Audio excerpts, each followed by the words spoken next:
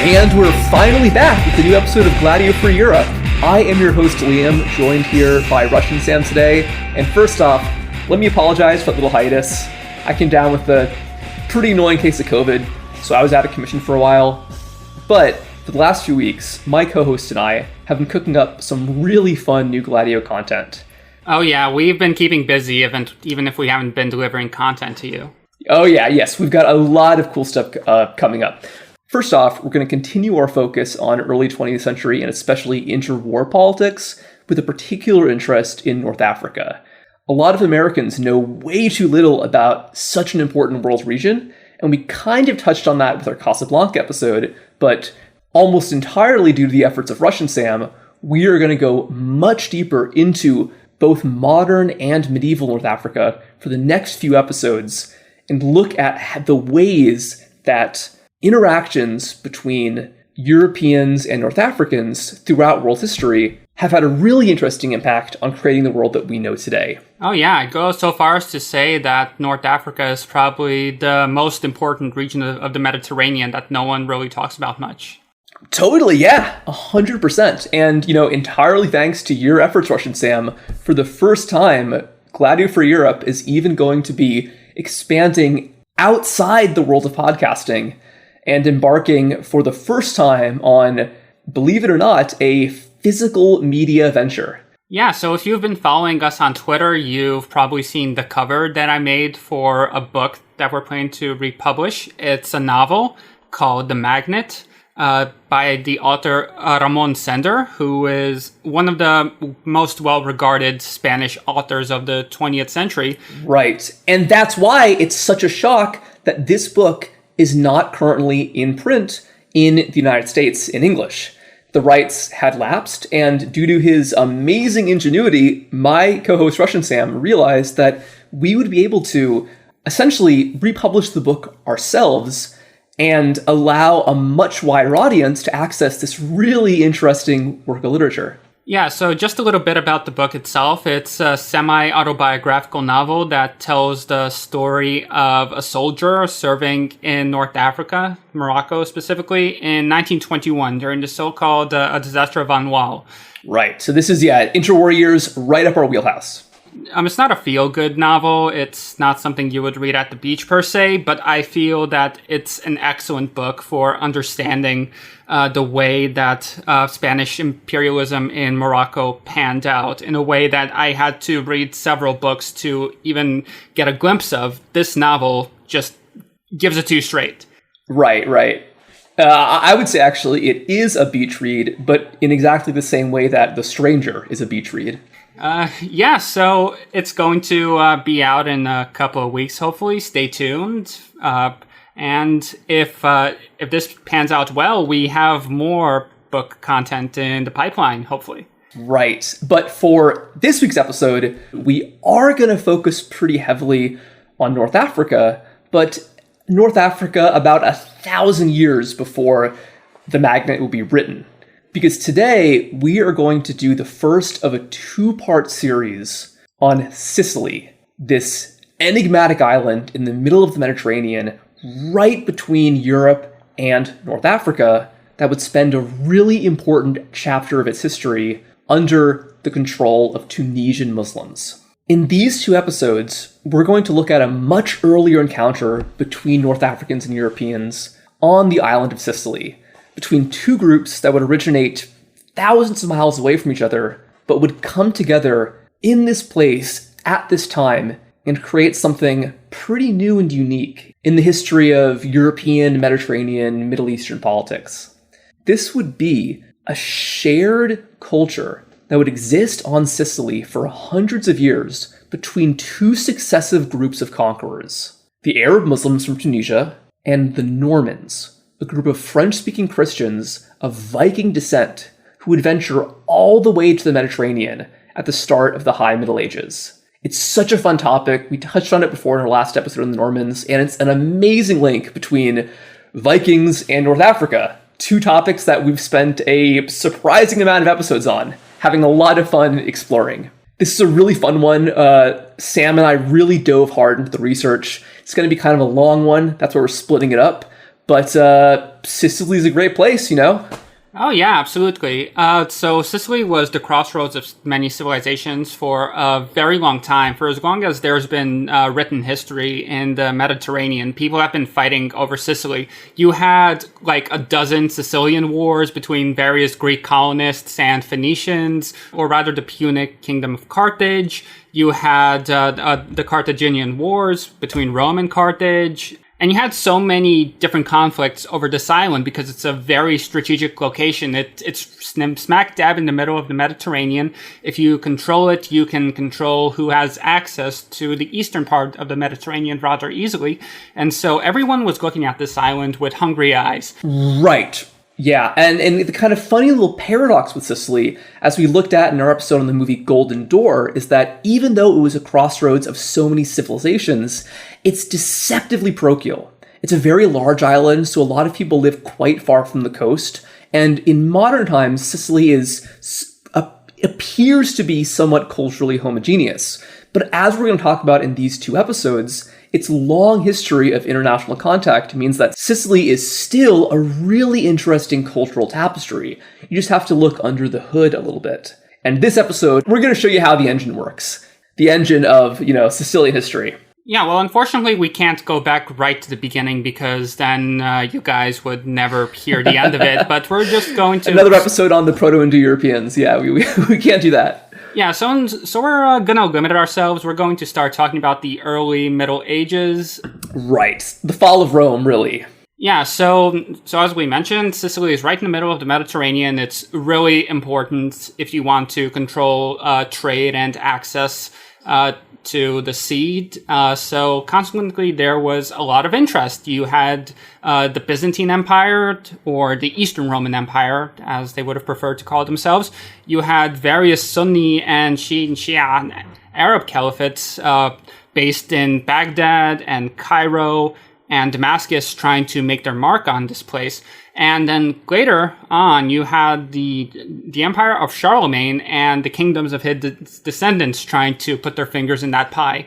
But nobody really could have expected the Normans. I mean, if you had asked me about it, I certainly wouldn't expect a small group of descendants of Norse men living in northern France to make their way into... They weren't, we should mention, these guys were not facing the Mediterranean the way that many people in France were. They were in the corner of France that was arguably farthest geographically from the Mediterranean, and I would say maybe farthest culturally as well. Yet, somehow, it would be these guys, these French speakers, who would be the ones to pretty successfully rule the island for about 100 years. But so to take a step back, like we were saying, many, many nations had ruled Sicily in some part across antiquity in the Middle Ages. We're going to start with the fall of Rome, so let's talk about when Odoacer, this barbarian king, formerly a general under Roman service, proclaimed himself king of Italy and formally dissolved the Western Roman Empire, according to traditional historiography. Shortly after, Odoacer would be supplanted by the king Theodoric, one of his rivals. But at this point, Sicily was not in control of either of these barbarian kings. Instead, an entirely separate barbarian people, the Vandals, who were probably somehow related to the Goths, managed to first seize North Africa, which itself is pretty impressive, and then use North Africa as a staging ground to seize Sicily. Both of these factors here, the fact that they're going from North Africa to Sicily, and the fact that they're basically, barbarians of Northern European origin, are a funny taste of what's going to come later, and what we're really going to focus on, The Vandals wouldn't have much of a lasting impact, especially because in the 6th century, the famous Byzantine Emperor Justinian would embark on a campaign to restore the western provinces, including Sicily and North Africa, which wouldn't do a great job at permanently reclaiming these territories for Rome, but would do a pretty good job at destroying whatever vestiges of Roman society still existed under barbarian rule, thanks to the unrelenting brutality of these invasions. Yeah, it's quite ironic. Justinian, as many of you may know, was actually the last Roman emperor who spoke Latin as a native language. Yeah, he's probably of Albanian origin, which is kind of cool. Yeah, and he Once he ascended to the throne, he decided that he wasn't content to simply rule from Constantinople. He decided that, it's the Roman Empire. They should be in control of Rome. So he sent his general Belisarius on an expedition to recapture the Italian peninsula, which, of course, would have included Sicily in the program. Right. So when the troops get to Italy, the king of the Ostrogoths named Eraric, he's a descendant of Theodoric, who had, replaced Odoacer. He initially saw the Romans coming and figured, okay, the jig is up. We've had our fun for a few decades. Now let's make some kind of peace to let these guys take back the peninsula. But before he could properly negotiate with Justinian, Eraric was actually captured and assassinated by a group of, I guess you'd say, patriotic Ostrogothic noblemen who instead installed the general Totila as king. Totila was a pretty good military commander, and what he actually did was he led something of an early medieval guerrilla campaign against the Byzantines. And most important for our episode, Totila would seize Sicily, which had previously been held by the Vandals. There had been previous attempts by the Ostrogoths to take it, but from what I understand, it wasn't really until Totila that the Goths really bring back Sicily into the kind of broader Italian orbit. Yeah, and the Byzantines just were not having it. They saw what was going on, and they sent their finest general, a eunuch by the name of Narses, to launch a scorched earth campaign against this guerrilla warfare that Totila and his men were waging on the island. So, if you know anything about counterinsurgency, you know that it's not exactly clean. It involves a lot of massacres. It's very brutal, but if it's done properly, it's very effective. So ultimately, Narses was successful, Totila was no more, and Italy was now, once again, under the thumb of the Romans. Except now, these Romans were, for the most part, speaking Greek. Right, and that's pretty important for the history of Sicily. So Justinian, he won his war, but it didn't come easily. There was a great cost. His campaigns had, first of all, totally ravaged the Italian peninsula, where previously Italy had been a very urbanized society. These wars of aggression to take the Italian peninsula turned the country into a field of ruins, frankly. Cities which had been prospering even after the collapse of the Western Roman Empire, well, if not prospering, at least keeping steady, this is when they were actually getting depopulated. The collapse of the Roman Empire, as we mentioned in the Crisis of the 3rd Century episode, did not bring with it the end of urban civilization. Rather, it created the power vacuum, which meant that it would be much more difficult for that urban civilization to continue existing. Right. But now with this massive invasion and devastating counterinsurgency tactics by figures like Belisarius and Narses, all the urban centers of Italy were heavily depopulated, and maybe most importantly, the Roman social institutions, which had existed for more than 1,000 years in a lot of cases, were gone.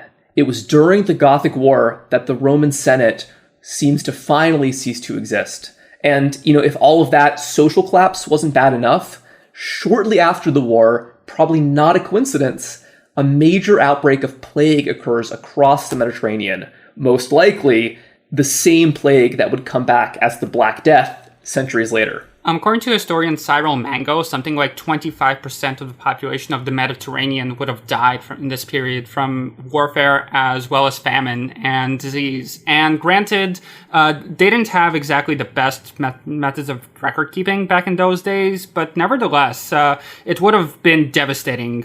Yeah, absolutely. Although we should mention, though, is that one place where this destruction seems to have been less extreme was Sicily. Sicily, which had been this early hotbed of resistance, was the first to be pacified by the Byzantines, which meant it was solidly in Greek hands for a long time.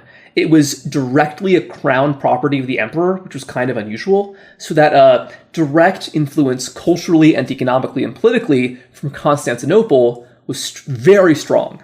Yeah, as I was researching this episode, I found out that the second most important mint in the Eastern Roman Empire after Constantinople was located in Sicily. Yeah. And so Sicily had been a very early Greek territory. It was Greek-speaking before the Romans got there. Now the Romans are back, except this time they're Greeks again, which is kind of funny. Justinian would die in 565, and the Lombards, who are probably the kind of most stereotypically barbarian of all the barbarian conquerors of this period, would sweep into the ruins of Italy and pick up the pieces. Kind of ironically, they'd even kick out the Byzantines, thus reversing the gains that so many lives had been spent to win. But the Lombards wouldn't be able to get Sicily, which was too strongly fortified. Instead, the island, and in particular its capital Syracuse, became this really important stronghold of Byzantine power and Greek culture. So this is still somewhat controversial among historians, but it would seem like Sicily itself didn't become Greek-speaking until the 7th century. Up until that point, it was speaking Romance dialect like the rest of the Italian peninsula. Right. But what this does imply, which makes some Sicilian patriots a little upset to hear, is that the modern Sicilian language probably does not date back to the Roman era. It also means that the Greek that is spoken in parts of Italy, even to the present, isn't the Greek of Pericles, it's the Greek of Theodora. It's a medieval Byzantine Greek dialect, which is still super cool. And it's awesome that, at least in Calabria and Apulia, you can still hear some people speaking Greek, after about 1,500 years. Yeah, but no offense to Sicily, but there is a lot more important stuff going on in this period aside from a dialect of Greek that's now spoken by a couple of thousand people. And that would be the rise of a little guy in a little land called Arabia by the name of Muhammad. Yes, because during the chaos of the Byzantine Wars with both the Western barbarians and especially the Persian Empire, a new power would emerge in the East, the Arab Muslims of Muhammad. Under the Rashidun Caliphate established by his father-in-law Abu Bakr, the first Muslims would conquer a lot of Byzantine territory in Egypt and the Levant, and even seriously threaten the Byzantine heartland of Anatolia, which is Turkey today. Yeah, and in fact, things got so bad that while all of this was going on, there were serious fears that Anatolia itself and Constantinople might be taken, so the Byzantine court was actually evacuated onto Sicily. And they would stay there for a couple of years until the heat fell down and they were able to return to their beautiful walled city. Right, but clearly they'd find out that nowhere was safe, because the Arab Muslims would not only attack by land, but also by sea. There was a really important Syrian governor and later caliph named Muawiyah, who would create the first Arab navy, which pretty successfully raided Byzantine islands like Cyprus and Crete, and also was able to capture remaining Levantine Byzantine port cities like Beirut and Tripoli. He's probably the reason that the English word admiral comes from Arabic. Yep, it comes from the words Emir Ibrahim, which is like the Prince of the Seas. Yeah, and Muawiyah absolutely was Prince of the Ocean, because he was able to launch naval blockades against Byzantine cities all across the Eastern Mediterranean.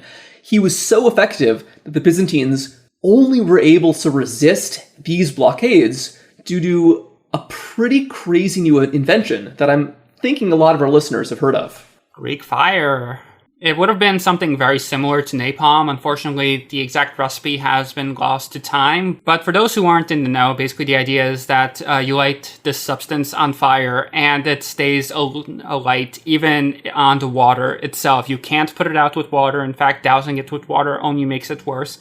And it's just not something you'd want on your wooden ship, frankly. Yeah. So thanks to the invention of Greek fire, as well as some other pretty inventive naval defenses, like the famous chain that could cross the Bosporus Strait, the Byzantines were able to successfully resist the Arab conquest, although the Arabs would try 3 separate times to take Constantinople. But the existence of this hostile Islamic Arab caliphate right on the eastern flank would basically be a permanent existential threat to subsequent Byzantine emperors. Yeah, and boy oh boy were the Arabs interested in Sicily. As we said, very strategic location, beautiful land, really important. So there were many attempts made to take Sicily. And in fact, in 740, they almost took Syracuse. They had the city under siege for a while, and it seemed like the city was about to fall, But then the Byzantines, they really lucked out in that in the year 740, you had the outbreak of the so-called Berber Revolt, which was complicated. But basically, it was the result of the Umayyads' racist tax structure, which basically meant that even if non-Arabs became Muslim, they still had to pay taxes as if they were non-Muslims. So because of this, the native population of North Africa rose up, they were unable to take Spain and Algeria and Tunis the way that they wanted to, but nevertheless they were able to get their hands on Morocco as a nice consolation prize, and Sicily under Byzantine rule would live to see another day. Right. Supposedly, according to the later Arab historian Ibn Khaldun, after this attempt failed, a bunch of Arab soldiers buried their swords in the desert and told their children, when it's time to take Sicily again, that's where the swords are. Great story. For the next 200 years, the Byzantines would be engaged in constant conflict with Arab forces in the Near East. Slowly, they'd managed to regain some of their holdings and increase their foothold in Italy. Although, as we'll talk about pretty soon, that foothold in Italy was always quite tenuous. On the other side of the empire, even more Western barbarians like the Bulgars, Khazars, and the Kievan Rus, who now are originating either in Central Asia or in Scandinavia, would be harassing their northern flank. Yeah, and it was also during this time that the Franks, under our boy Charlemagne, who we discussed at length in episode 36, would conquer the Lombard kingdom up in Italy and bring that land into their orbit. So the Byzantine Empire would have to maintain its control over southern Italy, threatened both from the north by the Frankish invaders as well as would-be Arab invaders from the south, who were only a short sailing trip away from their beautiful island of Sicily. We should mention, Sicily and Tunisia are really, really close. If you look on a map, Tunisia is closer to Sicily than Rome is. At the narrowest point, it's like 70 miles across the sea, I think, something like that. Yeah, right. What's really the aberration of the Byzantine-Arab conflict, suddenly with Sicily in Christian hands and Tunisia in Muslim hands, this very short distance across the straits was basically severed. It was no longer safe for merchants to travel between these two territories despite the short distance, especially as raiders under Muawiyah and his successors would be a constant threat to Christian sailors in the Mediterranean. This would lead to a pretty interesting kind of cultural shift, as Sicily would become increasingly Byzantine and Tunisia would lose most contact with formerly Christian lands. Yeah, and this would continue for over a century, around 150 years in fact, until finally in 826 you saw something change in a major way. You had an admiral named Euphemius of the Eastern Roman Empire, the Byzantines, who was tasked with patrolling these waters around Sicily in search of Arab pirates who, you know how pirates are, they just like to capture ships and raid their stuff.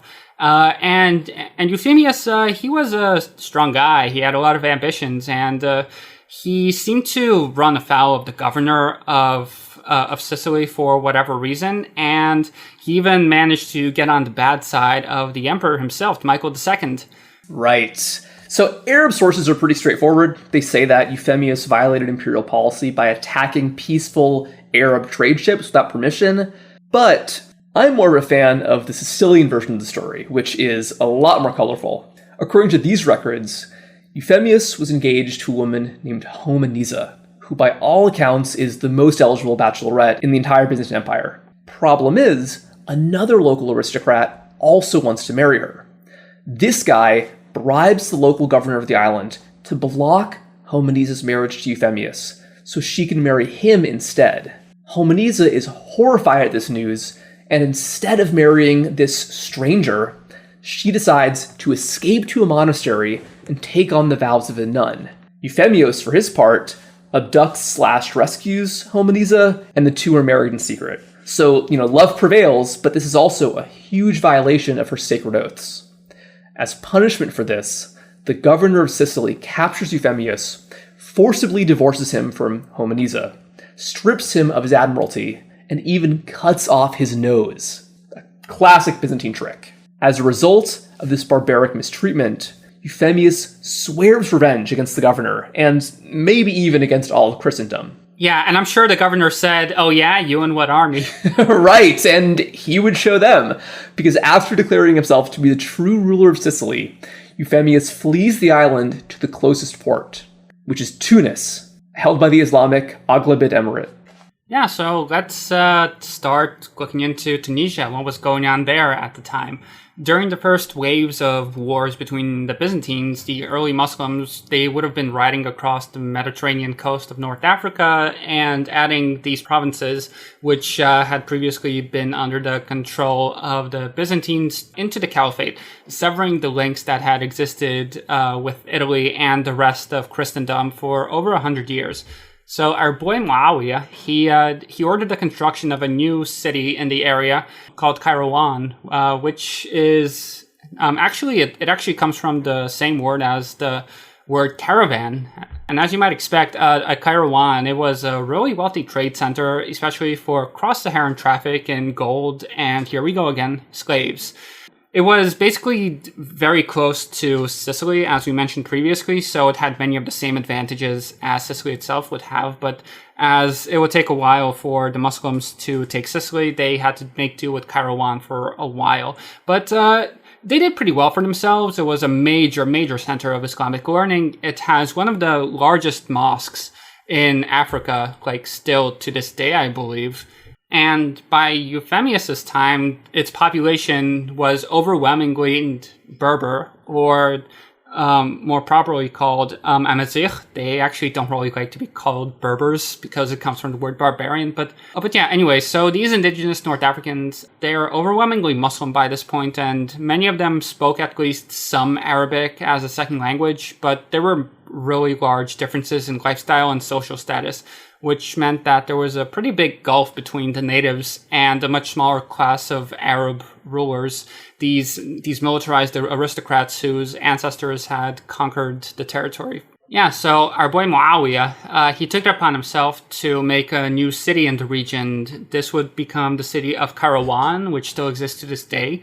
It comes from the same word as the word caravan in English, and as you might expect, it was a major trade hub, especially for cross-Saharan traffic in gold, and here we go again, slaves. It was also a major center of Islamic learning with one of the largest mosques at the time, and I believe still in North Africa. Yeah, it's not quite as good as Sicily, but nevertheless, it's a prime trading location, as the success of Kairouan showed. So yeah, by Euphemius' time, the population of Tunisia was still overwhelmingly Berber, or they prefer to be called the Amazigh, actually, the free people.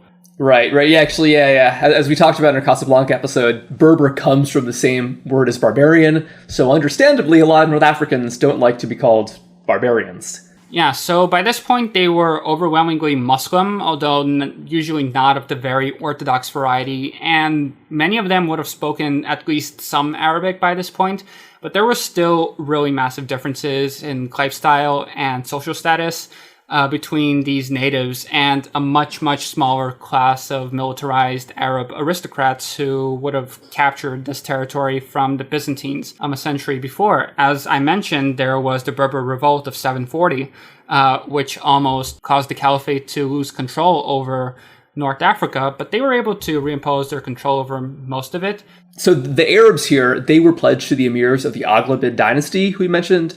The emirs were technically just governors who were theoretically appointed by the Abbasid Caliph in Baghdad, but in practice, they were basically hereditary monarchs who tended to pass the emirate from father to son, or perhaps more often from brother to brother. Yeah, and this is a development that you saw in the Caliphate at this time, where theoretically the caliphs still had the power over the land, but nevertheless you had this outpouring of local dynasties everywhere. In Iran, for example, you had the Buyids. Here you had the Aghlabids. It was still on paper intact, but it was slowly dissolving. Even in the Byzantines, as we'll talk about, a lot of times when you look at a map of medieval Europe, it looks like you see the same colors. It looks like territorial possessions are very secure. In practice, these are really agreements that we're looking at. These systems of allegiances that they might look real on a map can easily dissolve with just a backroom deal. Yeah, so as we mentioned, the core territory of the Aghlabid Emirate was in what is now modern-day Tunisia, although they also had parts of what is today Libya, as well as the Algerian highlands. Yeah, and so the people in these highlands, as well as peoples in the desert, Saharan provinces, like we said, they were Amazigh or Berber nomads who usually didn't speak much Arabic. Yet at the same time, they were essential to the economic and military functions of the Aghlabid state. In addition to, paying taxes and all that, their labor and their military service kept the wheels of this machine turning. Despite that essential role, tensions persisted between Berbers and Arabs. These were a constant facet of medieval North African history and are especially important to this episode. To take a little quick sidebar here, these kinds of tensions are usually described in ethnic terms, at least by European historians, but medieval Muslims didn't really have the same kind of understanding of ethnicity that modern Westerners do. There wasn't really a distinction made between Arab colonists from the Arabian Peninsula and Arabized people of Berber descent. They seem to have been sort of seen as the same group, especially because these Arabized Berber peoples often had some Arab ancestry and usually claimed descent from specific tribes mentioned in the Quran. What really matters here, the real important difference, in my opinion at least, is the lifestyle. We've talked about barbarians and nomads before, in their contrast with city dwellers, and in North Africa in the Middle Ages, this is an incredibly sharp distinction. It's a pretty urbanized place. You've got all these cities like Kairouan, Algiers, Tunis, but most of the people are nomadic shepherds or semi-nomadic farmers, which leads to some pretty understandable conflicts, The farmers and the city people want to use land for one purpose, and the shepherds want to use land for another purpose, which is, I would say, an irreconcilable difference, which often ends in violence, and very often this violence leads to nomadic peoples conquering an urban people and then themselves adopting the cultures of the city folk. This kind of socioeconomic difference is probably more important than any kind of ethnic or identitarian difference between Berbers and Arabs. Yeah, although, as I mentioned previously, the Berber Revolt was the result of explicitly racist policies by the Umayyad Caliph, so there was some grounding in ethnic difference, and I'm sure that it persisted. But nevertheless, for the most part, this, I would say, was overwhelmingly rooted in economics by this point. Mm-hmm. And I guess we could say, regardless of why these tensions emerged, these kinds of tensions between nomads and city people, between Berbers and Arabs, would shape the rule of this one emir who is probably the most important for our episode. He is a man named Ziyadat Allah, and he would be the emir who would accept the Greek refugee Euphemios into his court. Ziyadat Allah was an Arab from a tribe that originated all the way out in the Persian Gulf, but interestingly, he didn't seem to have much loyalty to his fellow Arabic speakers. He was not as prejudiced to the Berbers as previous rulers of Tunisia had been. He also distrusted the Arabic-speaking aristocratic elite who formed the basis of his army as well as his own bodyguard. Yeah, he came to power in the year 817 in the Gregorian calendar, about a decade before he would meet Euphemius. And shortly after taking the throne, he decided that it would be unfeasible to rely on this tiny class of Arab noblemen to defend the country, which was overwhelmingly non-Arab. So he decided that he was going to strip these aristocrats of their power and replace them with the more professional and more ethnically mixed fighting force, which is a very common tactic in history. And I mean, it works to some extent, but ultimately you end up with the Mamluk situation. It's just very, very difficult to win in these kinds of scenarios. But at the time, though, his problem isn't that his new armies get too powerful. It's that his old armies aren't going to be disbanded without a fight. A treacherous general named Mansur, instead of disbanding his troops as he is supposed to, instead leads them in a revolt against the emir. And to make matters worse, disgruntled Berbers who are still, sore from the mistreatment in the century prior, decide to join this revolt. And so as soon as Ziyadat Allah takes the throne, he has a two-sided invasion, essentially, by one group of, rebellious Arabs and one group of rebellious Berber nomads. Together, this mixed Arab-Berber force, which is kind of ironically what Ziyadat Allah had hoped to create, is now fighting him. They quickly take over Tunis, and they even send him fleeing out of the capital of Kairouan. So the emir and his family have to flee the court under the cover of darkness. and the rebels were able to take the city without a fight. Under normal circumstances, this seemed like it would have spelled the end of the dynasty. But Ziadat-Allah, he was a really clever man who now found that he was a fugitive in his own country. Mansur would learn that this young Emir, he was a really stubborn guy and that he wouldn't just roll over and let himself be overthrown. So he wouldn't abandon his hopes of creating this new military force. And he was able to draw on the subjects of the emirate, even really distant tribesmen who weren't up in revolt, who probably, had some beefs with these guys, that guys.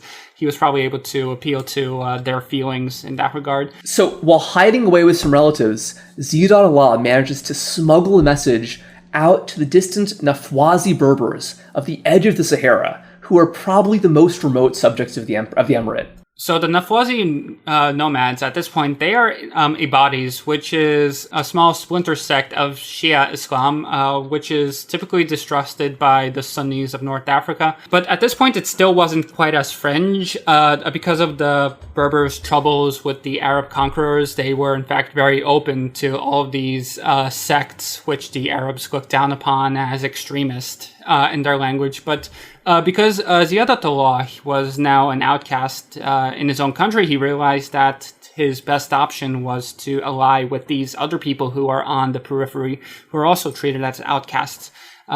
We don't really know how he did this, but he manages to convince these people that they're going to fight on his side to help bring him back to the throne.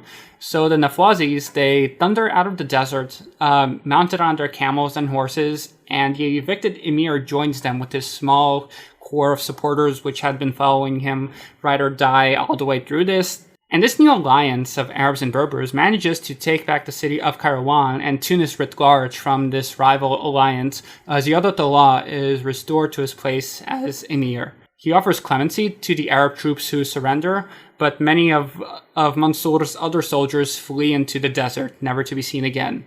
They no longer pose an immediate threat to his rule, but Ziadat-Allah decides that he's going to spend the next 10 years dealing with these guerrillas and bandits who had been part of this failed attempt to overthrow him. But at the back of his mind, he's constantly worried about the fact that someday the followers of Mansur would once again ally with nomadic tribes and take over Tunisia. He needed to find something to do with them. So in the year 827, when the ambitious Byzantine admiral named Euphemius comes to the court pleading for help, Ziadat-Allah has a really brilliant idea. He tells Euphemius that he will invade Byzantine Sicily on his behalf, and he'll even promote him as ruler of the island in exchange for an annual tribute payment. Islamic scholars were excited about this on religious grounds because, they'd previously tried and failed to take this island a century before. This kind of conquest could bring glory to Islam and make a new name for the Almohad dynasty. But what I think really motivated the new emir is that Sicily is a large island that's separated from Tunisia by the sea. If it were to come under Almohad rule, a whole bunch of soldiers would be needed to maintain it. These soldiers wouldn't always be able to easily return to the African mainland. It would be a way to keep these troops busy and safely distant from the capital. Yeah, this is a really smart tactic. It's been used effectively throughout history. For example, in Japan at the end of the 16th century, the general Toyotomi Hideyoshi decides he's going to invade Korea and attempt to capture China itself because he has all of these samurai who are from rival factions who suddenly find that they don't necessarily like the fact that there is now a new shogunate in town. But if they go abroad, they're going to be Japanese, not rival claimants to their own imperial lines. So consequently, they launch this invasion, and it's a crazy story. We'll get to it someday. But let's get back to Sicily. For sure. Yeah. So meanwhile, another invasion is being launched, not in Korea, but here in Sicily, where Ziadat-Allah convinces many of his formerly rebellious Arab troops to join with his new, primarily Berber army to jointly invade Sicily. According to Ibn Khaldun, it was a 10,000-man troop on 100 ships, which I think seems a little bit exaggerated, but it was definitely a formidable force. And this force was so formidable that after a few early successes against the Byzantine defenders, Euphemius, who's supposed to be the leader of this whole mission, starts to wonder if maybe these Muslim allies can't really be trusted to appoint him as leader, like they said. After he hears one of the officers make a disparaging comment about Greeks like him, Euphemius chooses to betray the Muslims that he earlier defected to, which I think is a classic case of, if he will cheat on her, he will cheat on you. Yeah, so during the siege of the town of Enna, the locals send word to Euphemius that they're ready to shelter him and even to support his claim to leadership over Sicily once the Muslim invaders were dealt with. So Euphemius, he sneaks out of the Arab camp and he gets himself into the city. But rather than proclaim himself as the leader, he's, captured and executed on the spot for bringing this invasion onto the island in the first place. So yeah, which I think just kind of goes to show that if you double cross somebody and then you try to triple cross them, you might just get quadruple crossed yourself. Sorry, Euphemius. R.I.P. Bozo. Yeah, unfortunately, he wasn't playing 6D chess. Right. But he was now safely out of the way, which meant that the Muslims under Ziyad al-Allah could much more easily claim Sicily as their own. There was no longer a pretense of restoring it to the rule of some Christian ruler. It could now rightfully become, in their mind, an Islamic possession. So over the course of the 9th century, the Arabs would slowly conquer the rest of the island, eventually claiming the one-time Byzantine capital of Syracuse, turning Syracuse as well as the port Palermo into the twin jewels of the crown of Islamic Sicily.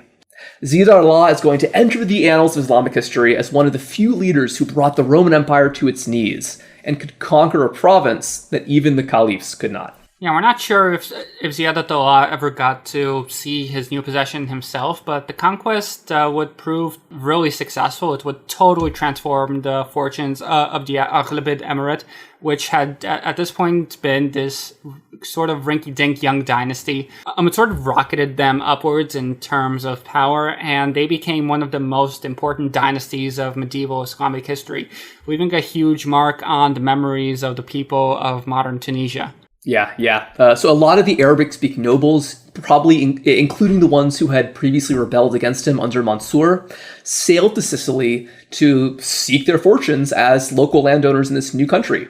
They'd become basically feudal overlords of Greek-speaking farmers, although some of them would also make extra money as pirates.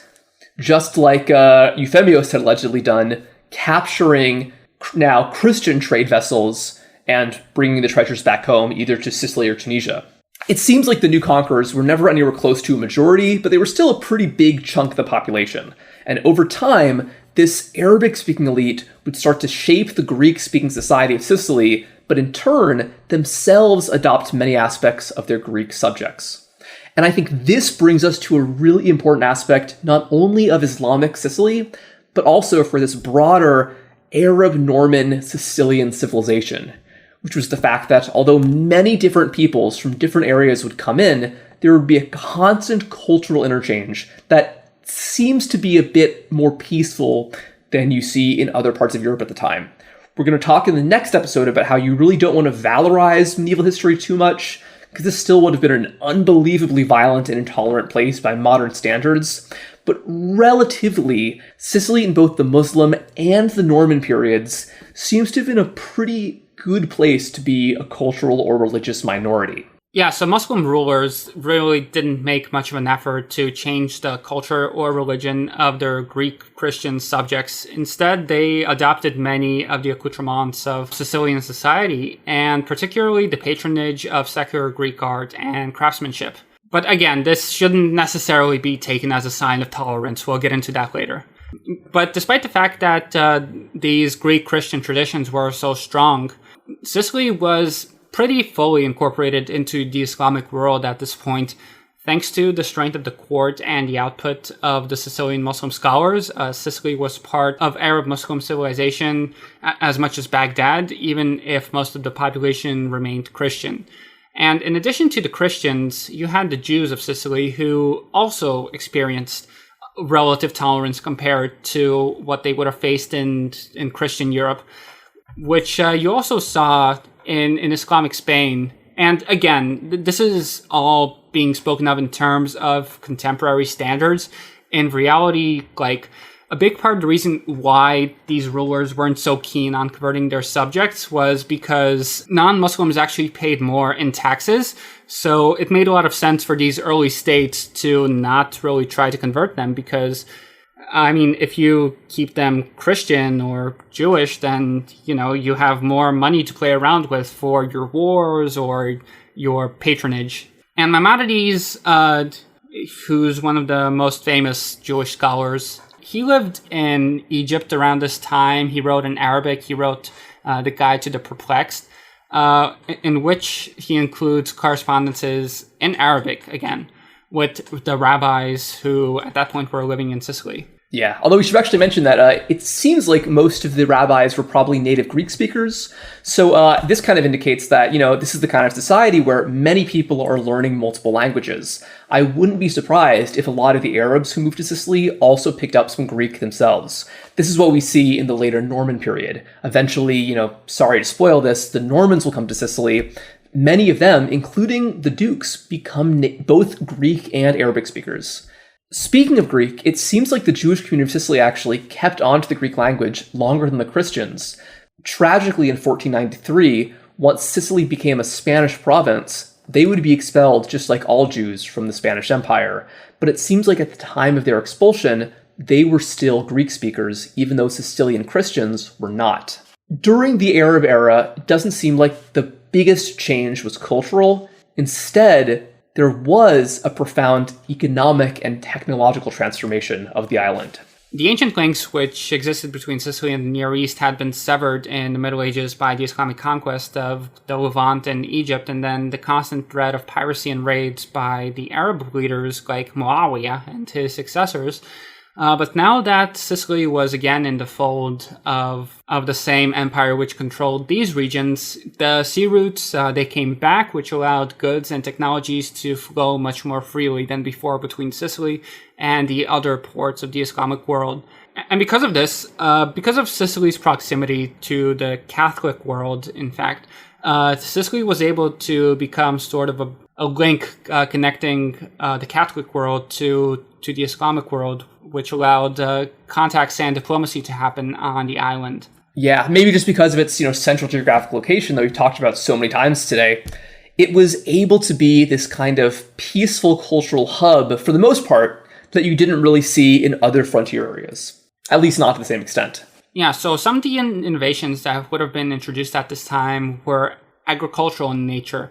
The Islamic world was really having a heyday in terms of agriculture at this time, and their techniques really worked wonders for a dry climate like Sicily. The Aghlabids, they invested a lot of money into new techniques that made olive oil production especially profitable. And it was during the Emirate of Sicily that Middle Eastern crops like oranges, lemons, and sugarcane became a large part of the Sicilian economy. And in addition, the Arabs actually reintroduced rice to Italy, which was the first time that the crop had been cultivated on the island since the Roman era, which from where it would spread up the rest of the Italian peninsula through the High Middle Ages. Yeah, so if you like arancini, thank an Arab. Yeah, and this Sicilian rice would end up becoming a huge part of the economy of the Western Italian coast as well, because, shout out to rice. Rice is beautiful. Yeah. Staying on the subject of carbs, probably the clearest influence in North Africa is how Sicilians and Sardinians have their own version of couscous. It's called fregula, which I kind of want to try. I think it's like couscous but toasted, little pasta balls. Sounds good. Yeah, and they usually serve it with tomato sauce, I believe. Ooh, that sounds awesome. Yeah. In any case, thanks to these agricultural innovations, cities in Sicily would start really prospering in ways that you didn't seem to see as much in the Byzantine period. This was in part thanks to natural population growth from this, new agricultural output, as well as the fact that there was a lot of migration coming from North Africa. Palermo probably had at least 100,000 people, which would have made it briefly one of the largest cities in Europe. I'm a little skeptical if these numbers are accurate, but some Islamic writers at the time believed that the cities had something like 700 mosques, and that most of the population, at least of the urban dwellers, would have been Muslims. Maybe in the cities. Yeah, but What's really important to mention is that the Aghlabids didn't just take over Sicily in one night. It didn't happen all at once. It was really difficult to transfer Berber cavalry from North Africa across the Mediterranean. Yeah, God, can you imagine putting a camel on a boat? And you really don't want to be around a pissed off camel. But anyway, because of this, most of the wars in Sicily had to be fought by these local Arab landowners who, again, had been sent to the island with the expectation that rather than being rebellious noblemen at home, they would now be Arab conquerors in a foreign land. So these people, they would have their own small retinues of other Arabs, and they probably would have hired mercenaries as well. Many of them probably would have been Greek speakers because for most ordinary people on the ground, religion was secondary to money. Yeah, because of the fragmented nature of the situation, you had a lot of Greek Christian towns which remained formally independent all the way until the beginning of the 10th century, which was when the final pockets of resistance finally gave way to the Aghlabids. And yeah, so the Aghlabids now control the entirety of the island of Sicily. So did they just decide that they've had enough and they're going to rule what they have and consolidate the rule, or did they have some bigger ambitions in mind? No, indeed. In fact, actually, even before they had fully secured control over Sicily, many of these new Sicilian Muslim aristocrats began to set their sights on other Mediterranean islands and even the Italian mainland, although this would end up becoming a classic case of biting off more than you can chew. These aristocrats, who usually came from humble backgrounds, many of them were like the grandsons of Berber tribesmen who were now Arabic-speaking nobles, they started going abroad, partially because, due to this lingering kind of class resentment, they knew that they could never be fully respected back home in Tunisia or even in Sicily. They needed to go farther out. So a lot of Arab Muslims based in Sicily started carving out small territories on the Italian mainland at the bottom of the boot. They took advantage of the fragmentary politics of southern Italy, which at the time was mostly nominally part of the Byzantine Empire, and would often make alliances with one Christian ruler to team up against another Christian ruler. Certainly the most important of all of these small Muslim territories was the Emirate of Bari, which was established all the way back in 847, less than 20 years after the conquest of Sicily. Arab sources indicate that it was actually not nobles who established this, but instead a group of recently converted former slaves, most likely from sub-Saharan Africa, who managed to seize the city of Bari, which was technically, we said, a Byzantine vassal up until this point. Yeah, and because of their social origins, the emirs of Bari never really earned the respect of the far more powerful Aghlabids, even though they were co-religionists. Again, religion isn't everything. But during this time, when they were setting themselves up in Beri and other cities, you also had similar groups of Muslim pirates who might have also been commoners and former slaves, taking advantage of the middle of the 9th century to capture Italian trade vessels and to plunder the port cities of Italy, including the suburbs of Rome itself, rather famously enough. Right, yeah. And so while the Aghlabid aristocrats in Tunis might have initially cheered on these raids by their fellow Muslims, it turned out that threatening Rome, and therefore threatening the Pope, would be a bridge too far. Because as soon as the papacy comes under threat of these Arab brigands, Pope Leo IV appeals to the Byzantines for help. This was before the Byzantines and the Catholics had fully split. There were still a lot of tensions, but regardless, it was a big deal that the Byzantines said yes. They would intervene and defend their Western cousins. So the Byzantines, who were still very sore over the loss of Sicily, they take a break from their own constant religious squabbling to send a massive fleet to the Tyrrhenian Sea to meet the raiders outside the port of Ostia next to Rome. Papal and Byzantine forces crushed these pirates, sending hundreds of them washing ashore on the Italian mainland. These prisoners would be taken as the personal slaves of Pope Leo. I think Leo is clearly one of the most vindictive popes in history because he'd used these large numbers of new slaves to build the Leonine city, a district of Rome that would remain in papal hands for the next 1,200 years. Can you guess, Sam, what we call the Leonine city today? I'm gonna guess that it's the Vatican today. That's correct, yeah. So again, in a roundabout way, thank an Arab. This Christian counteroffensive would put Muslims in Italy on the back foot, which would lead to territories like the Emirate of Bari eventually being conquered, which we'll talk about in a second. Also, you had ports in Sardinia and Corsica that would be abandoned at this time. Because just like with the advent of Greek fire centuries before, these Muslim pirates no longer had command of the Mediterranean. So, Sam, can you tell us about what's going on with the Franks at this time? Because as we mentioned before, the descendants of Charlemagne were also important players in the Mediterranean. Tell us about Louis II. So despite the fact that the Franks are way up in the north, Frankish soldiers would actually play a very important role in this conflict. They would fight most of the battles, in fact, and at this point, their king was a young Frankish nobleman named Louis II, who was the great-grandson of Charlemagne. Louis II, he had a lot of fun harassing the Muslims of mainland Italy, particularly the Emirate of Beri, which had existed for nearly the entirety of his adult life. King Louis, he really spent those 19 years trying and failing to take the city through various sieges and assaults. It has an almost Don Quixote quality to it. Yeah. Or if you want to be a little more lowbrow, it's like, Charlie Brown in the football. He kept almost getting it, but, those wily guys in Beri, those Muslims would always find a way to hold out, especially because Beri is right at the bottom of the boot of Italy, really far away from the Frankish power center, which was northern Italy.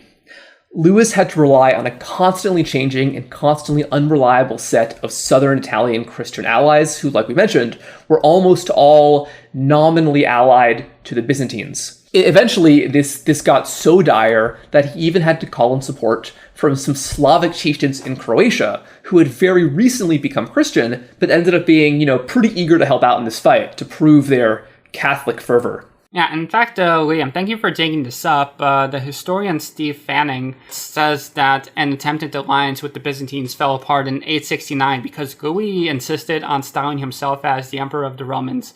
This naturally did not play well because the Romans were like, hey, wait a minute, that's us. And naturally, it was very difficult to find a compromise in this situation, so none was found. They called off the planned invasion of Beri, which would live to see another day. That's great. Yeah. Eventually, in 871, Louis would manage to pull off this invasion because he'd call in the support of another important but dangerously unreliable ally, who is Duke Adalchis of Benevento. The Beneventans were the only Christian rulers in southern Italy not to be in any way connected to the Byzantines. And there's a reason for that, because if the name Adalchis doesn't sound very Greek or Italian, that's because the Beneventans were the last descendants of the Lombards. They were, in a sense, a Lombard rump state that had ruled for centuries after the, Franks and the Byzantines had already run through Italy. This kind of last gasp of the barbarians who came in after the wars of Justinian. Yeah, and in fact, the Muslims would team up with some of the other local kingdoms to invade these guys because, again, they're not under the protection of Byzantium, so it's free real estate as far as everyone's concerned. Right, yeah. The fact that they had ruled so much of Italy for so long meant that the remaining Lombards in Benevento sort of had a chip on their shoulder, and they resented both the Carolingian and the Byzantine emperors. So when the Frankish King Louis, who's, like we said, a great-grandson of Charlemagne, when he wants Beneventan help, Adalchis says yes, but he actually has other plans. The Beneventans would help Louis invade and destroy the Emirate of Bari. But during the chaos of the battle, it would be Beneventan soldiers under Adalchis, and not the Franks under Louis, who would capture the last emir, who is a guy named Sadon. According to a poem commissioned by Louis's court, which tragically has not been translated to English, so I'm just going off of an offhand citation in a text, it seems like the emir Sadon was not treated as a prisoner of Duke Adalchis, but instead an honored guest, and that in the 6 months after Louis captured the city of Bari, Sadon had become really good friends with Adalchis. And Sadon would convince Adalchis to betray Louis and allow him to regain his throne as Emir of Bari. That's a really funny name. Do you know what his name literally means, Liam? No, I don't. I know. I wish. I don't speak any Arabic. What does it mean? It literally means, like, black guy. No way. I'm realizing now that might be why historians assume that they were from Inner Africa, the dynasty that conquered. That's really interesting. Well, in any case, he and this guy of distant Northern European origin, despite their very different backgrounds, they became friends, according to later sources, and they conspired to betray Louis. So Adelchis invites Louis to a banquet in 871, but uses this as a pretense to take the royal family hostage. Classic story. After a month of imprisonment in Benevento, which is apparently a much more austere imprisonment than what Saudon was subject to, Louis was released on the condition that he would give up his territories in southern Italy and abandon any imperial ambitions in that part of the country. So obviously, we can take this poem with a big grain of salt, but what this does indicate is that divisions among Christians were very severe in Italy. These divisions were so severe that alliances or conspiracies with neighboring Muslims didn't seem out of the question. And almost immediately after the release of Louis, before the city of Beri could change hands, the Beneventans found that they have a new challenger, a much more powerful one.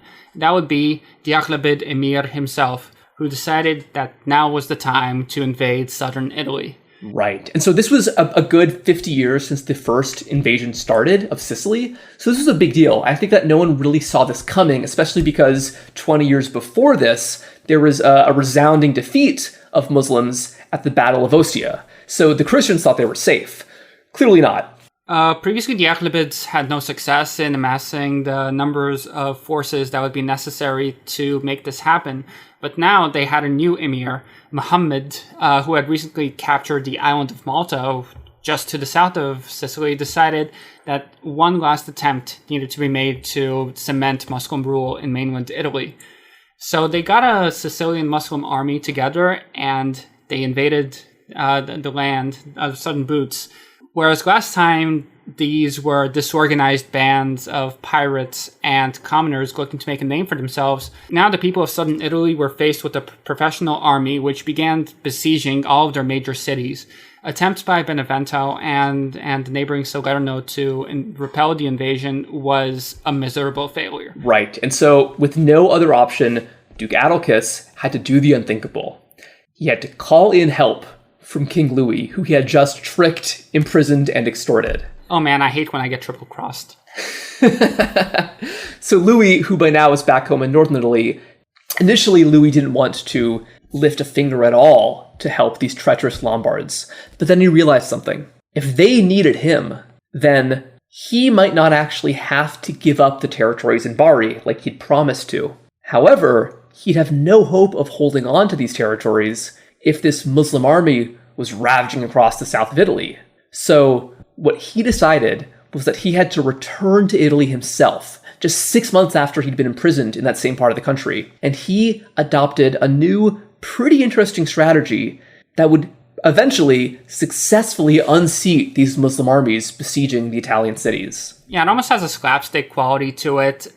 Most famously, this tactic was depicted in Macbeth by Shakespeare. But basically what Louis did was he ordered his troops to walk around carrying all of these really leafy branches to serve as camouflage so that they could disguise themselves as the forest. And for whatever reason, the defenders didn't seem to notice that the forests were getting closer to the gates of the city.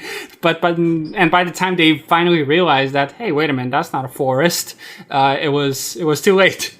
It didn't just work once, it worked like 5 times, and that he successfully used this tactic to relieve the sieges of like every city in southern Italy. Capua, Bari, all of them. I mean, listen, if you don't catch on after the first time, you deserve it. Writers at the time, they insisted that this whole series of events was actually God's will. Because Benevento had betrayed the Frankish King Louis, who himself, we should add, was anointed by the Pope, they would now suffer a divine punishment. Because Louis had so graciously intervened to save the people who had betrayed him, he would get a divine reward, which was Louis was now the unquestioned ruler of southern Italy. This is kind of important because now you have a French-speaking elite in the south of Italy. We're going to expand on this next episode, but this is important here. It's a link that's going to stay here. Although this long-term French-speaking link is going to stay, Louis himself would only briefly be able to enjoy his new and somewhat unexpected territorial control of basically all of southern Italy. Because right after this war, he'd go to Rome, formally be crowned emperor by the Pope, but would almost immediately after die in his bed. And as would so often happen in medieval history, this one king's influence would not survive him, because after Louis's death, Duke Adalchis, who had been now reduced to a Frankish vassal, was offered a better deal by the Byzantines. And slowly, all of the Christian nobles of southern Italy flipped back to the Byzantines, who would once again control the bottom of the boot for about 100 years. You know, all this flip-flopping back and forth, I think I finally understand Italians. So, Louis II's dominion over southern Italy was not going to survive him. But this victory would have an irreversible impact on the Aghlabid Emirate, because they would realize that it would never be effective to attempt to retake southern Italy. Because southern Italy was connected to the mainland of Europe, they would always be at risk of some kind of invasion from anywhere on the continent, which they wouldn't be able to resist. This isn't Europa Universalis. You can't just punch in the cheat code and get infinite manpower. At a certain point, you're going to run out of soldiers, and that's exactly what happened. So many troops were lost in Benevento and Capua and Salerno that the once mighty Aghlabid Emirate no longer had the ability to project power outside of Sicily and Tunisia. So the coastal forts in Sardinia and Corsica had to be abandoned. The ambitious Emir Muhammad, whom we mentioned previously, would die during an outbreak of the plague in the year 875, very soon after the death of the Frankish king Louis, who had humiliated him. This was the end of an era, the beginning of a new one, and this now permanently weakened Aghlabid state would fall into the hands of his brother Emir Ibrahim, who was probably the most interesting ruler of the emirate, if I want to use the most neutral wording possible. So we should add here that I don't think anybody in the West knows who Ibrahim was unless you specifically study Islamic history, but he's a pretty important part of the modern folklore of North Africa, especially because Ibn Khaldun, who we're citing a lot in this episode, meticulously recorded his rule, especially the supposedly unbelievably inhumane cruelties that he would wreak upon his population. So Ibrahim takes the throne, and in an event straight out of Crusader Kings, a bunch of disloyal nobles and vassal tribes immediately try to take advantage of his inexperience by launching multiple revolts against him. However, although Ibrahim was less ambitious than his brother in terms of military conquest, he ended up being a lot more effective at actually winning wars, because he was able to defeat all of these rebels quite easily, sending them fleeing to the desert, or importantly, as we'll talk about in a minute, to the green hills of northern Algeria. But for now, Ibrahim secures his rule, and he's able to reform his professional Arab troops, just like his predecessor Ziad al-Allah had done. Get rid of these potentially disloyal professional Arab soldiers and create something new. Yeah, but whereas Ziad al-Allah had Sicily to send these guys to, Ibrahim had to be more creative and much more cruel. More stick than carrot. He ordered the mass arrest and execution of suspected disloyal troops in his palace guard, and he replaced them with thousands of slave soldiers imported from sub-Saharan Africa as well as Eastern Europe. And with this new enormous army of recent converts and slaves, Ibrahim was no longer dependent on these Arab-speaking professionals or the nomadic Berber tribes who made up the majority of the population of Tunisia and who had bailed out Ziad al-Allah. Right. And also, importantly, Ibrahim was the first emir to recognize the limitations of Aghlabid military power. Instead, he focused on developing the core territories of Tunisia and now Sicily instead of trying to conquer more lands abroad. One of his big lasting transformations was that, to avoid the constant intrigue of the capital Kairouan, Ibrahim built a new capital called Raqqada, which is Arabic for the sleepy place. Cute name, right? Because the plague that had killed Ibrahim's brother also depopulated much of the countryside, Ibrahim invested in labor-saving techniques like mass irrigation, which would produce a lot more food with fewer farmhands. A lot of the canals and drainage ponds that were built by Ibrahim's workers are actually still there in Tunisia today. So if you ever want to, take a Mediterranean vacation, you'll probably see like a little historical plaque in Arabic explaining that the infamous Emir Ibrahim built this. Were these the qanats? Yes, they were. Yeah, that's correct. Yeah, for our listeners, canals are basically underground aqueducts. Great technology. Yeah, really cool. Yeah, actually very, very, very sophisticated. Yeah. And again, this is the kind of thing that they were bringing to Sicily. The Byzantines, they were very sophisticated in a lot of ways, but they weren't as good at dry agriculture, which is so important if you're trying to have an agricultural society in a very arid climate. Due to this newfound prosperity, Ibrahim minted a huge number of gold coins, which were circulated really widely. Interestingly, we've even found some of these coins from his reign at Viking sites in England and Scandinavia. I think, put a little note here, we're going to want to keep an eye on those guys, the Vikings. They're going to be important. Yeah, whenever you're talking about this period, you can't not talk about the Vikings. Exactly, especially even somewhere as far away as Sicily, right? Probably the most impressive of all of Ibrahim's achievements was that he supposedly built a system of stone signal towers, just like in Lord of the Rings. You light one torch, they see a mile away, they can light another one, and according to Ibn Khaldun, this system was so effective that if there was some kind of crisis in Morocco, people could learn what was happening in Alexandria before the end of the night. I'm not so sure if that's true. That seems like kind of an exaggeration, but many of these signal towers are still standing today across Algeria and Tunisia. And I think in a way you can kind of compare it to the legacy of the bunkers by Enver Hoxha in Albania, except these are 1,000 years old. Yeah, well, we'll see which ones outlast. Yes, according to the Arab sources of the period, again, we're primarily relying on Ibn Khaldun for this period.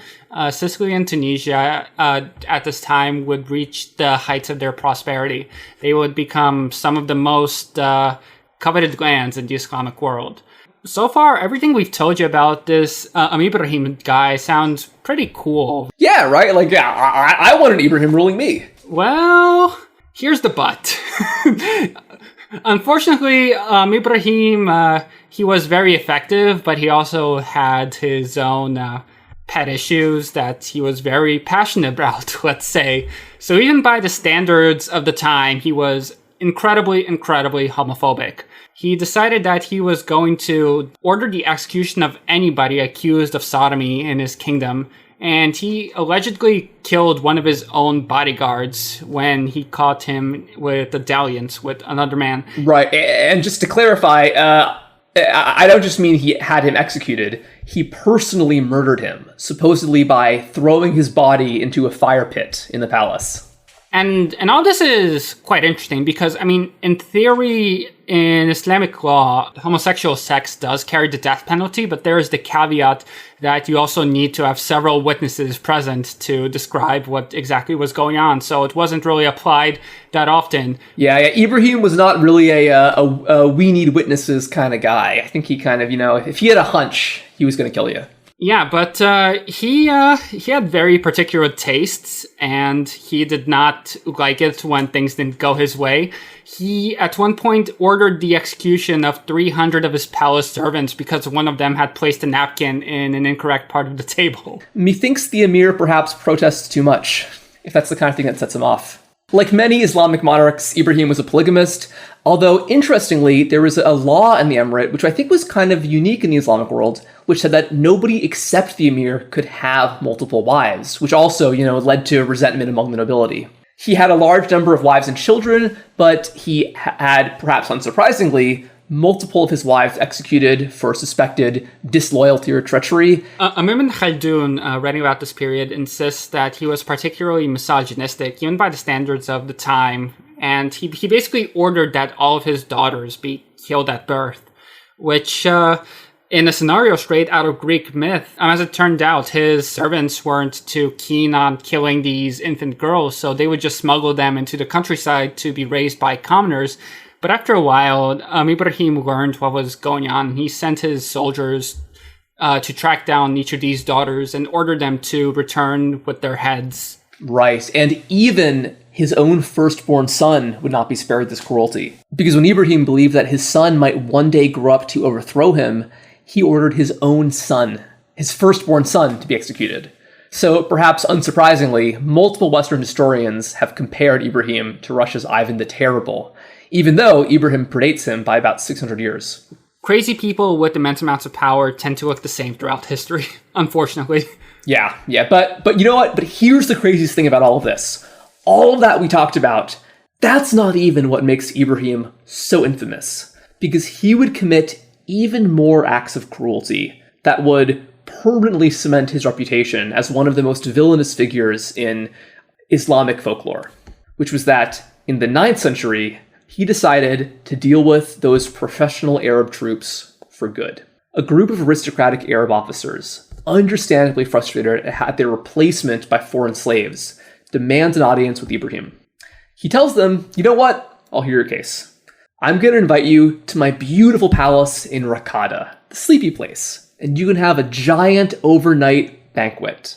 So he brings all this food in, he plies them with alcohol. Eventually, hundreds of aristocrats even bring their entire families, and for a few days, they're just partying in Rakada. But one night, I think it was after 3 days of banqueting, the drowsy, tipsy guests return to their chambers, and Ibrahim orders teams of his slave soldiers to sneak across the palace, going into the bedchambers and murdering the guests one by one. By dawn, Rakada would become a house of 1,000 corpses. And clearly, not actually a great place to catch some Z's. Yeah, I'm going to leave a 1-star review on Yelp. Yeah, so this was probably the most infamous night in Tunisian history, maybe even medieval Islamic history writ large, which permanently condemned Ibrahim to be remembered as a tyrant. But in the short term, the outrage caused by these massacres ruined his reputation among the Aghlabid nobility as well as foreign Muslim rulers like the Sultan of Egypt and the Caliph over in Baghdad himself. Right. So as you so often see, local nomadic rivals start trying to challenge Ibrahim. In this case, it was the Libyan Berbers from the Nafusa Mountains. But the loyalty of Ibrahim's slave army couldn't be broken no matter how cruel he was. So with his very successful army, he was able to crush these upstart nomads at the Battle of Manu. And in possibly the single most outrageous story of Ibrahim's reign, after this battle, he personally murdered 500 Libyan prisoners and ate the corpses of 15 of them. You know, I'm starting to think that this guy might have a few screws loose.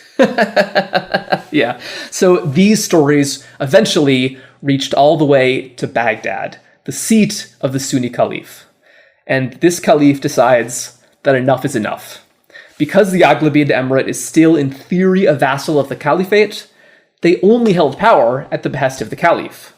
So he tells Ibrahim that as a result of this wanton cruelty, he must relinquish the title of Emir. And shockingly, although he's brutal and paranoid, Ibrahim is also a devout Muslim. So when the Caliph tells him this, he says, sure, all right. His nephew succeeds to the throne. But Ibrahim does not renounce violence, which the Caliph also wanted him to. Instead, he declares himself to now be not an emir, but an independent holy warrior. He frees the thousands of his slave soldiers, he releases suspected subversives from his dungeons, and then he and his only remaining friends embark to Sicily and finally capture those last Christian holdouts we mentioned.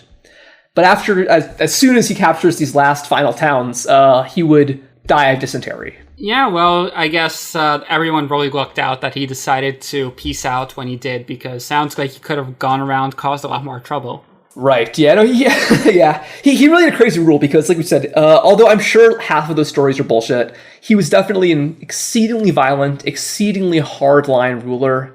But he would also bring important, I would say, benefits to Tunisia and Sicily. The intensification of agriculture would mean that there would be a lot more abundant food available, which was probably the most important thing for everyday people's lives, you know? Everyday people, they weren't the ones being killed at Rakada. They were the ones benefiting from these very sophisticated underground canals. But unfortunately for the commoners, Ibrahim's choice to disband the slave army meant that his successors no longer had an independent power base and would again be at the mercy of the nomadic tribes and the aristocracy, which was now mostly in Sicily. Right. We should mention that even though, in a sense, Ibrahim's rule would be the most prosperous time in Tunisian history, at least under the Aghlabids, very soon after, it would all collapse. So just like the Nafusa Berbers, whom Ibrahim had defeated in Sicily, there was now a new group of nomads known as the Kutama, who were organizing a revolt against the emirate. The Kutama were from the humid mountains of northern Algeria. They're most likely the ancestors of the Berber people who are now known as the Kabylia in northern Algeria. And their leader was an Arab missionary by the name of Abu Abdullah al-Shi'i, who was originally from Iraq. Right. We should just add, he was an Iraqi cleric, and he claimed descent from the Prophet's daughter, Fatima. Anybody who's read much about Islamic history can already tell that Abu Abdullah was a Shiite at a time when Islamic dynasties were overwhelmingly Sunni, and that Abdullah and his Kutama army would go on to found the famous Fatimids. As I mentioned previously, the Berbers of North Africa, they were not really fans of many of the practices brought in by the conquering Arabs. So consequently, they did adopt Islam, but many of them adopted not the Orthodox Sunni Islam of the conquerors, but rather all of these sects which would have been considered heretical. For instance, there was a sect called the Kharijiyya, who were basically these early extremists, as they're called in the Islamic historiography. But this group had been responsible for the killing of Uthman, who was the third successor of Muhammad after Umar and Abu Bakr. And so these Kharijites, they found a willing audience in North Africa. Right, which is a bit like the Ibadis, a little bit like the Ibadis we talked about earlier, who had also found kind of some support among the Berbers. After the death of Emir Ibrahim, Abu Abdullah and his Shiite Berber army quickly swept across Tunisia. Across the sea, the Muslim lords of Sicily made no effort to lend a hand against these encroachments. And so consequently, in just a handful of years, Abu Abdullah was able to overthrow the Aghlabids from their court in Raqada and establish the Fatimid dynasty centered in Egypt, who were not only the emirs, but the caliphs of a new Shiite caliphate. This would be the first Shiite caliphate in Islamic history. And so this dynasty would be very important for going on to rule Egypt and even the Near East for hundreds of years. But as a result of these ambitions in the East, they would pay a lot less attention to Sicily than the Aghlabids, and eventually even withdraw from Tunisia itself, where they'd come from. They gave a man named Hassan al-Kalbi free reign to rule Sicily on their behalf, but just like how the Aghlabids started, this governor who founded the Kalbid dynasty would really become a new hereditary monarch. Again, another very funny name. Kalb is the Arabic for dog. So this is the dog dynasty, kind of, yeah. Wow, and I don't want to stereotype here, but I understand that there's often kind of an aversion to dogs in among a lot of Muslims. Isn't that correct? Yeah. Most schools of Islamic jurisprudence consider that contact with dogs is unclean. If you come into contact with a dog, you're going to have to redo your ablutions before you can make prayer again. So it's kind of a taboo. Although, of course, many people in the countryside and pastoralists would, of course, have dogs. And, of course, many people in the West today, or I'm sure even in Muslim countries, have dogs. Yeah, but it's this tradition. But in any case, what this shows is that someone seems to have had it out for Hassan al-Kalbi. And perhaps because of that, he would be very unsuccessful as a ruler of Sicily. And none of his descendants would have ever any success at bringing back the kind of order that had existed on the island under the Aghlabids. Sicily would stay prosperous, but low-level civil wars would be constant, and eventually various local nobles with varying levels of loyalty to the figurehead leader Al-Kalbi would fight amongst themselves. And because history does not repeat itself, but it does rhyme, these kinds of civil wars within Sicily eventually led to one Kalbid emir being evicted. He's kicked out of the island, and he goes to the nearest port that will take him. This time, you have a Muslim refugee going to a Christian port. And ultimately, just like with the case of Euphemius 200 years earlier, this plea for help from a foreign power will lead to the end of this period of Sicilian history, and eventually the return of Christianity, or at least Christian rulership, to the island. So in 1038, after 2 centuries of Arab rule, another emperor named Michael, this time Michael the Paphlagon, would launch a sudden and massive attempt to retake the island. In this way, Islamic rule was bookmarked by 2 emperors named Michael. During this 2-year campaign, the Byzantines and their mercenary army would capture eastern Sicily and besiege many of the cities of the Muslims before eventually being repelled. Although this Byzantine campaign would fail, the stresses of this war would lead to Sicily splitting up into 4 weak Muslim territories called taifas. This was the same process that happened in Spain. And Anatolia, too.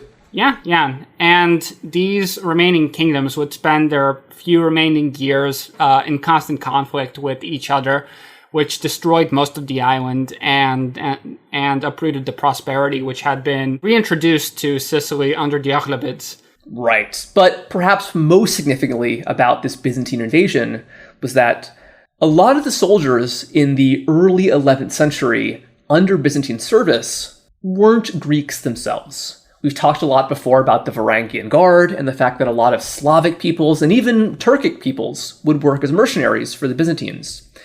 But starting in the 11th century, you have a new group being hired by the Greeks. This is a group that did not previously have much direct encounters with the wonders of Mediterranean civilization.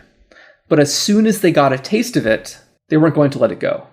Just like the Arab centuries before, this was a new, expanding, adventurous cultural group. We just talked about them. They'll be the focus of our next episode. They are the Normans. And that is as far as we can go in the history of Sicily with this week's episode, but in just a few days, we'll be back with another episode on the second chapter of this really shared Arab-Norman civilization. Because what's so interesting is that when the Normans would get to Sicily, just like the Arabs before them, they wouldn't destroy the civilization they found.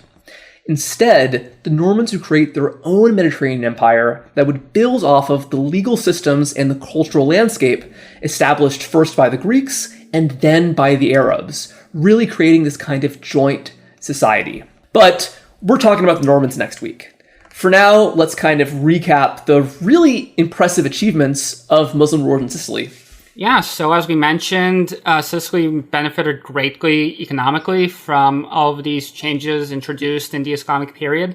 At the time of the Islamic conquest, the Middle East was generally more scientifically advanced than the West, especially when it came to dry agriculture. The historian Alex Metcalf said, quote, "Western Sicily saw the transformation of an agricultural system which for over 300 years had developed into complex, diversified, intensive, and extensive systems of production that could nourish large surrounding populations and market towns, as well as export yields." Right, and I want to note there that 300 years, which means that this kind of Arab-influenced development would continue into the Norman period. Because really, the Norman period was just the Arab period of Sicily with a new Christian, French, vaguely Viking coat of paint. Yeah, and one of the legacies that you can still see to this day if you're ever in the mood to go to Sicily and visit the city of Palermo, you can actually tour the canals built by the Aghlabids under the city. That's cool, yeah. Another kind of fun, lingering impact in Sicily is as you might expect, the language and culture, So before the Arab conquest, Sicily was probably entirely Greek-speaking, but the sudden arrival of these large numbers of Arab settlers, as well as, more importantly, the introduction of Arabic as a prestige language, would really influence the Greek dialect that was spoken in Sicily, which would then go on to influence the modern Sicilian language, which is very similar to Italian. And interestingly enough, the one word of Sicilian that everybody in the world knows comes from Arabic. The word mafia likely comes from the Arabic majes, which basically means swagger. That's awesome. Yeah. I know that a lot of, in Sicily, a lot of words that are used in everyday speak are actually from Arabic. Like, for instance, miskin, which means bad luck. That's an Arabic word. They have the word gasira, or Jazeera in Arabic, meaning island. Oh, for island. Yeah, like Al Jazeera, yeah. Or Algiers. Yeah, exactly. And to this day, Sicilian fishermen will use words like shabaka for their nets, which is an Arabic word. And leaders in the Sicilian dialect are known as rais. Yeah, right. So, yeah. But what I found most interesting and maybe most mysterious is that if you go to the Cathedral of Palermo and you look carefully at the columns, you'll find that one of them is engraved with an ayah from the Quran. This is from the 7th Surah, ayah 54, which reads, "Verily, your sustainer is God, who has created the heavens and the earth in 6 eons, and is established on the throne of his almightiness. He covers the day with the night in swift pursuit, with the sun and the moon and the stars subservient to his command. Oh, verily, his is all creation and all command. Hallowed is God, the sustainer of all worlds." Whoa, on a Christian cathedral. Yes, the column that this is written on it was actually a column originally used in the Roman era, but when they were building this part of the cathedral in the 15th century, for whatever reason, they kept the Quranic verse present. Nobody is sure why Christians would do that, but it's a very interesting cultural artifact. Right, and if you do happen to visit Sicily, like we said, you could see the Connaughts, but also so many place names, especially in the southwest, are Arabic names. Probably most famously, the city Marsala, like chicken Marsala, not to be confused with chicken masala. Marsala means God's harbor, Marsa Allah in Arabic. And then, by contrast, in the north and east of Sicily, everything is Greek. Almost all the names, they might look Italian, but if you look at the origin, they're Greek words. We should probably mention here, going a little bit out of Sicily, the last holdout of the Sicilian Arabic dialect, which was once quite widespread, is actually in Malta. Yeah, Maltese is a very interesting case. I wouldn't call it an Arabic dialect per se, because there's a lot of other stuff going on. But in terms of the grammar, at least, it resembles Tunisian Arabic very closely.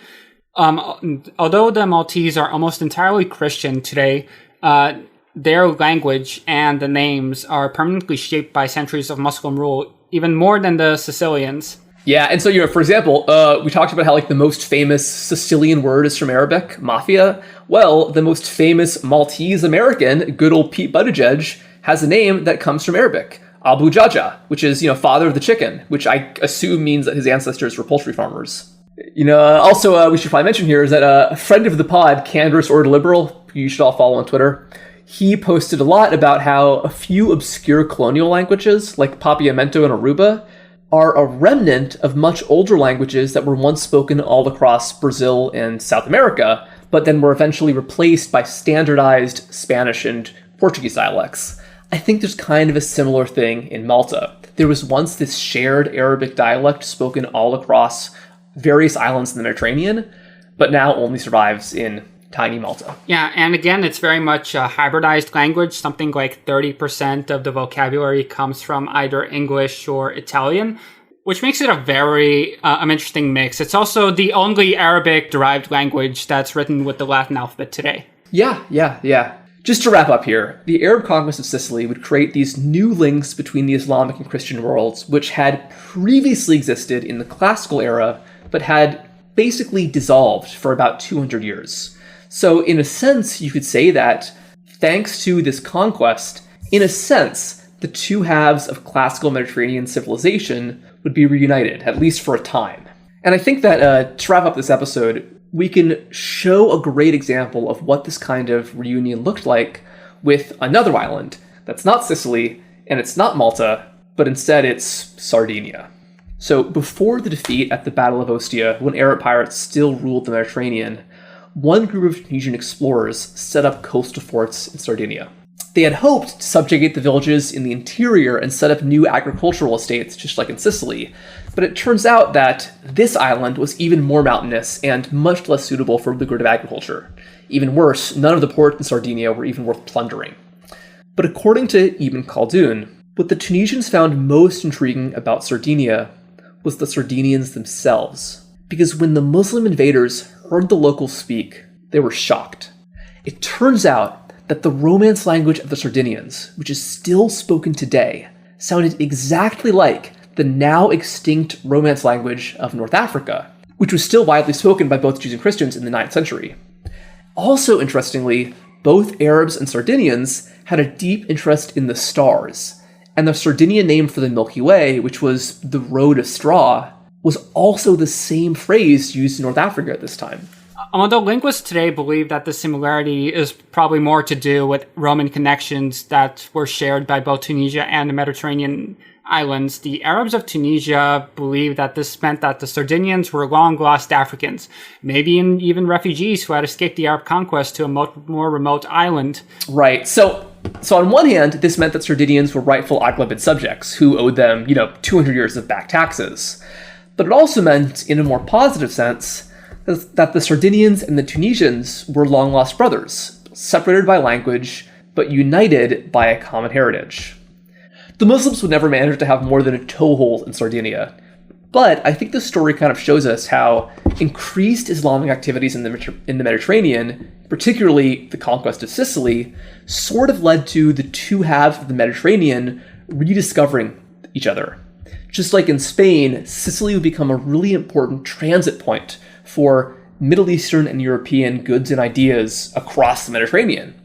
And, that's why I think that this is a great bridge for our next episode, which was what Sicily would look like once the Normans took over. Because while the Norman period would mark the end of Islamic rule in Sicily, I would argue that it wouldn't mark the end of Islamic civilization. Because the Normans would have a really unusual respect for their non-Christian subjects and become much bigger patrons of non-Christian art and culture than I think really any European Christians at this time would have been. In addition, though, their new connections with the Eastern Mediterranean would draw the Normans ultimately into one of the most important events in the entire High Middle Ages, the Crusades. So for next week, we're going to tell you just how these beer-swilling Frenchmen managed to go all the way from the northern shores of France down to the Mediterranean.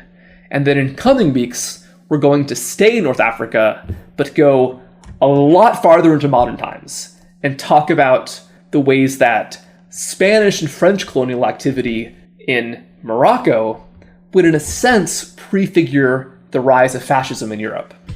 Yeah, so stay tuned. We have a lot of exciting stuff in the pipeline, and we're really looking forward to sharing with you all that we've learned. Yeah. If you've listened this far and you like our episodes, we really could hope that you can give us a good review, especially on Spotify. We're hoping to get those numbers up. I just saw that we now have more reviews and a better score than Chelsea Clinton's podcast. If we keep that up, I think we can even beat Bill Clinton's podcast. All right? So come on, guys. You can do it. If we get good enough, can we have Clinton on the podcast? Oh, God, I would love that. Yeah, let's do it. So, all right. Yeah, so like I said, a lot of things coming. We're going to be publishing, or at least republishing, the book The Magnet very soon, which is so exciting, and that is all thanks to Russian Sam. Thank you all for listening. We hope you enjoyed, and we'll be back very shortly to tell you about the next chapter in Sicilian history and what that means for the broader history of the Mediterranean at large. Thank you so much.